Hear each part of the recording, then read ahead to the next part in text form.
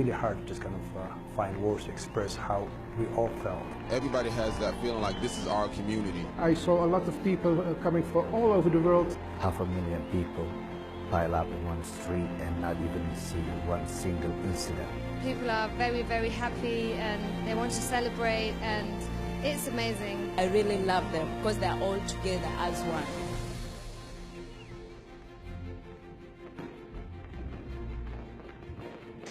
The 25th of May 2016 marked Eritrea's 25th independence anniversary, an important milestone in the young nation's history, a gallant history of triumph over successive colonialists, Ethiopia being the last and bloodiest.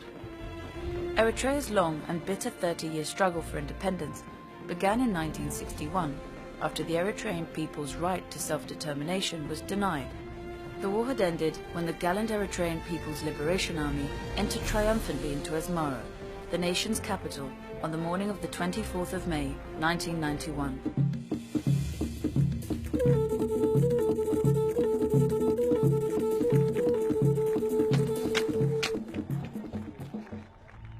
This film will show the Eritrean people's ambitious and equally arduous journey to rebuild their war-torn nation amidst a challenging and hostile global environment. If any people deserve to celebrate their independence in grand style, it is the Eritreans. And they did. The sight of thousands of young and old Eritreans who came home to participate in Eritrea's 25th Independence Jubilee celebrations is a proud testament to the Eritrean people's unwavering patriotism.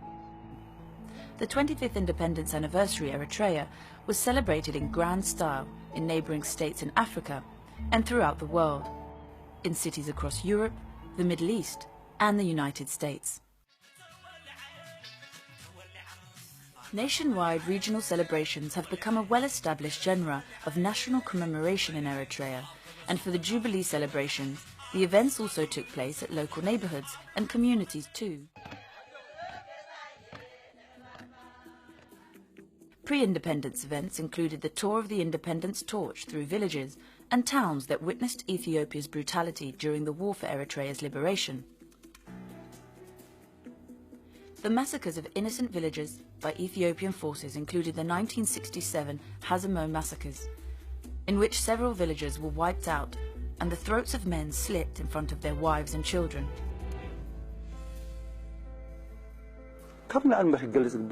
ካብን ላዕሊ ክዝክር ይግባአኒ ካብን ላዕሊ ምክንያቱስ መን ዳ ክዝክሮም መን ዳ ክገልጸሎ ኩሉ ከም ሓደ ኣካል ኩሉ ከም ሓደ ስድራ 1970 saw the worst of the Ethiopian regime, scorched earth policies, as the entire village of Basik Dera was rounded up into the local mosque and the mosque doors were locked, and the building was then razed. Survivors were shot. إذا بزي بزح حماق نجار أحلي فيه بزح تمكرتات على وخب قربات هاجرات ولا خبتن حيالات بهلا هاجرات وانتفتين وزحالة فيه حجي زقنا نجار مستفتن كا قبل يحوس لزوجك إزي حجي زقات مزولو نزهز بزي تزقل عليه وناتو زخف أحلي فيه أعتقد ما يكمل عسران حموشن عمت نازمت نشرتهم كلهم بتصتنا سسوقوا مدرك كيدو زمحل زلوا خوين يسمعك خلا عايز داق ما يدي محل زلوا خوين يسمعك لازم لك أخذ منفسكم نير. The Independence Day celebration was preceded by a week of elaborate programs of music shows, sports events and cultural performances to entertain and educate the hundreds of thousands of visitors, which included longtime friends of Eritrean people, as well as several international artists, journalists and tourists.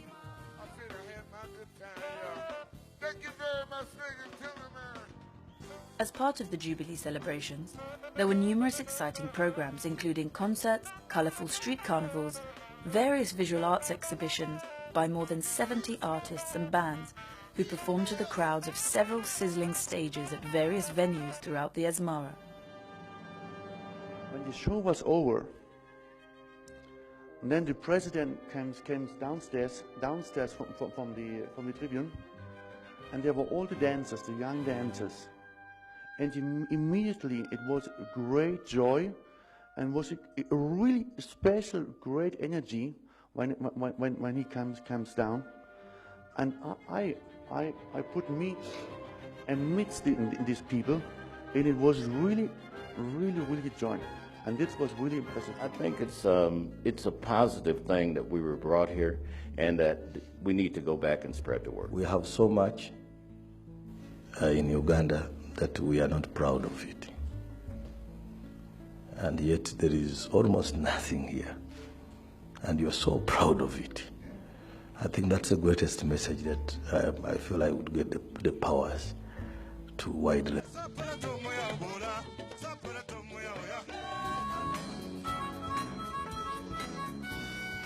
Very impressed of the landscape and impressed of the beautiful nature Eritrea has. Yesterday we had the opportunity to go to Massawa.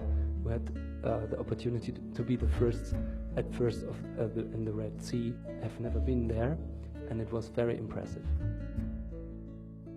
Asmara's Art Nouveau and Art Deco buildings rival any found elsewhere in the world. Visitors watch the Jubilee celebrations while taking in the sound, sights and sounds along the boulevard. The Jubilee events feature daily and nightly events and activities ranging from stage shows and concerts to exhibitions.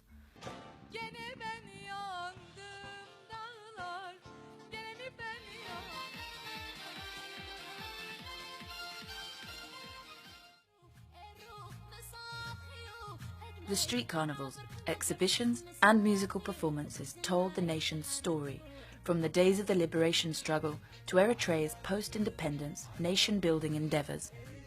Nationalism played an integral role in the long struggle for Eritrea's independence and in the evolution of a distinct Eritrean national identity, and were depicted in the various events. The performances showcased the best of traditional and contemporary Eritrea across the full range of the arts, including theatre, literature, traditional music and dance. The numerous cafes were filled to capacity, as were the bars and eateries. Various performances took place in historic theatres and opera houses all over the city. The first story that I was doing was the Independence Day celebrations, and one thing that struck me was the fact that there were lots and lots of people from the diaspora had come back to join in the anniversary of 25 years of independence. And so my first reports mentioned that, and I sort of, in my reporting I say it's ironic because Eritrea is known as a country that everybody wants to run away from, but actually there are, and I was careful, I said there are thousands of people from the diaspora coming back, because I knew there were more than hundreds just because of the people who were on the planes with me and others, and also all the hotels were full, and I'm pretty sure there were tens of thousands or even more, but I thought, let me just be very careful and say thousands. And the editors back in London, lots of them were saying, Mary, are you sure that you must have got that wrong? Can you take that line out about the diaspora going back? Because that's not what's happening in Eritrea. Everyone's leaving. And I was like, well, I'm here. Listen to the people on the radio reports and look at the people in the TV. Visitors to Eritrea were surprised at every turn.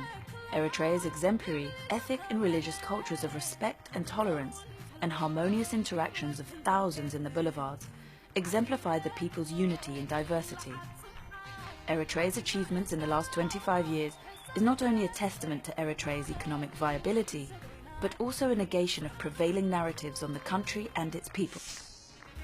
The week-long celebrations were capped by a breathtaking firework extravaganza set against the historic cityscape.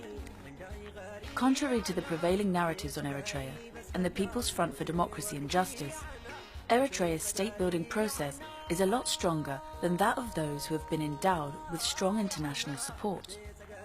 The world has isolated itself from this young nation and its people, but the isolation produced unexpected results. If you come to Eritrea and see on your own with the right lenses, you're likely to go back to your headquarters and revise your predictions, revise your narrative on Eritrea.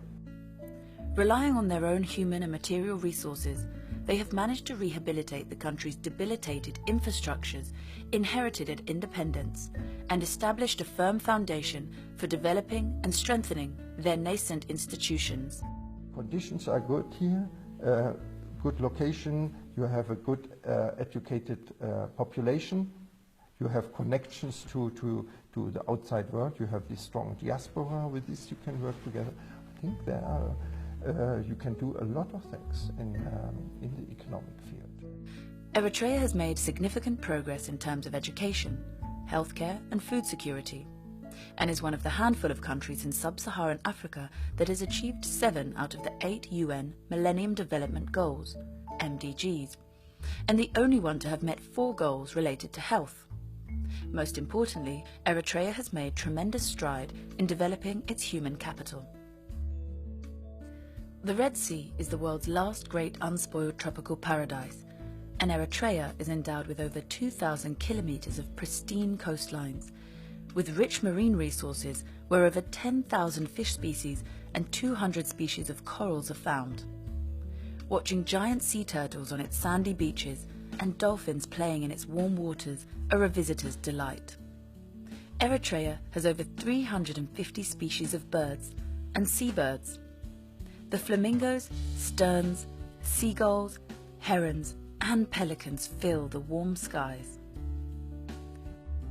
Today, Eritrea has managed to develop its promising mining sector, and this has created greater opportunities for the people. Investment opportunities in its mining sector include large deposits of gold, copper, zinc and potash. Eritrea's long struggle to defend the human rights of its citizens has been misinterpreted in the last decade through a concerted, organised campaign of vilification. Eritrea's record speaks for itself. It's a record that goes back to the days of the struggle, and the manner with which Ethiopian prisoners of war is an example of the humane nature of the front, its fighters, the people of Eritrea. During the War for Liberation, the Ethiopian army harassed Eritrean civilians, massacred, tortured, burned and razed several villages across the country. Over the years, thousands of Ethiopian soldiers were captured by the EPLF. The prisoners of war whose existence was denied by the Ethiopian government were not harmed by their captors. Instead, they were provided food and shelter, healthcare and education. The POWs were accorded equal treatment as the liberation fighters and provided education and training. Just like the Eritrean fighters, they performed in educational and entertainment dramas and musical productions. Some remained fought alongside the EPLF against the brutal Ethiopian occupying forces. In 1991, at independence, thousands of Ethiopians found themselves stranded in liberated Eritrea. But once again, the Eritrean people gave them safe passage back to Ethiopia.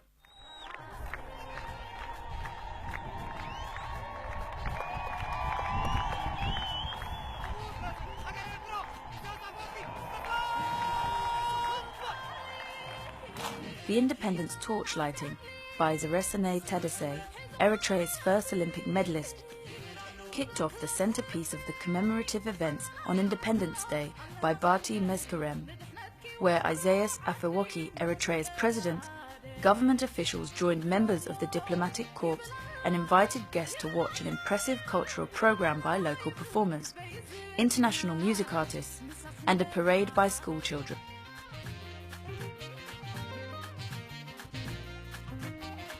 And the Eritreans celebrated their hard-won independence then, as they do today.